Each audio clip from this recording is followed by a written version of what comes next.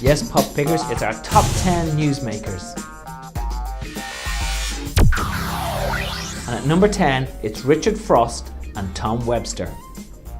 Last March, the director of the Institution of Lighting Engineers and DW Windsor's technical chief stole a car. As you do. The duo broke into a lock-up garage to liberate a classic 1935 Rover 14, which was being left to rust.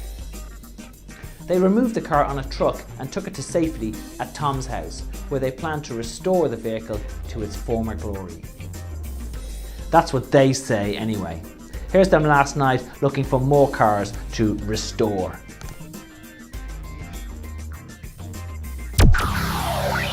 In at number 9, it's Roland Northcliffe, a Yorkshire farmer who was fined by a magistrate for keeping his cows in the dark.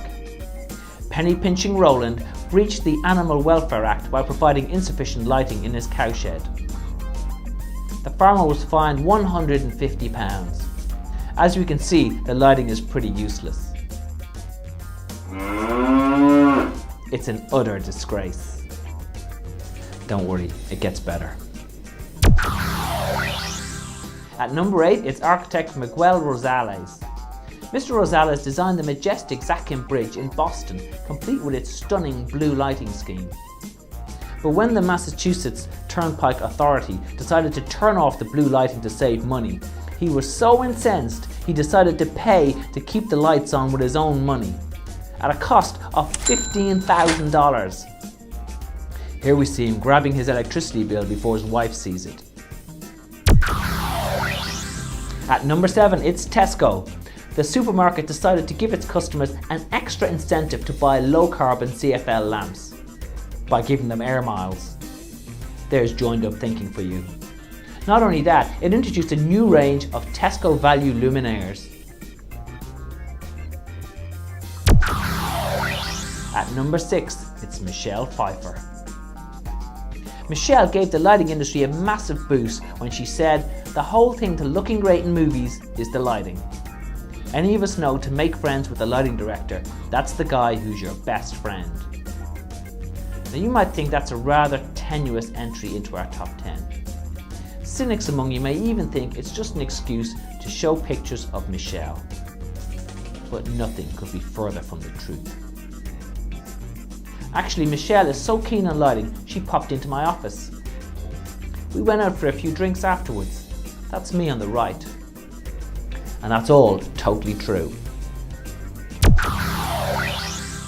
Chris Akabusi. Chris opened Chalmers' new offices in Luton. And as we can see from the picture, this was literally the best day of his life.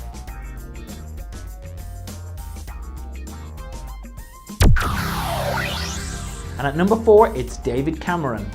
The Conservative leader dropped in on luminaire maker Photon Star to check out what all this fuss is about with LEDs. In fact, David was so taken with the whole visit, he's decided to incorporate LEDs into his election campaign.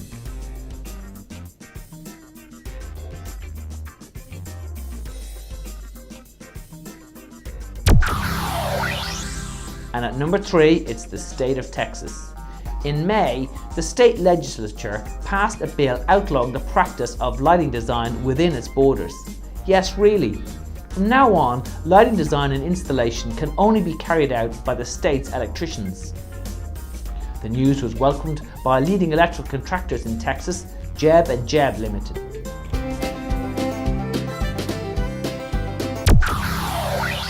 And at number 2, it's Britain's local authorities. They've caused a bit of a controversy by turning off streetlights up and down the country. The idea is to save money and energy. However, the cutbacks haven't stopped there. Here's one council's new low-cost highways lighting programme. Of course, local residents have been up in arms. London residents have been particularly annoyed, as we can see from these pictures taken before the switch off and after. And at number 1, it's the Buckie Boys of Scotland. The pub in the square in the town of Buckie in Scotland hit the headlines when the manager replaced the blue fluorescent lamps above the bar with powerful UV tanning lamps. These are the same lights used in tanning salons. you're only supposed to be under them for a few minutes at a time. First, the drinkers began to feel dizzy and then nauseous. Before long, their skin began peeling. Finally, most of them ended up in hospital needing treatment for sunstroke and first-degree burns.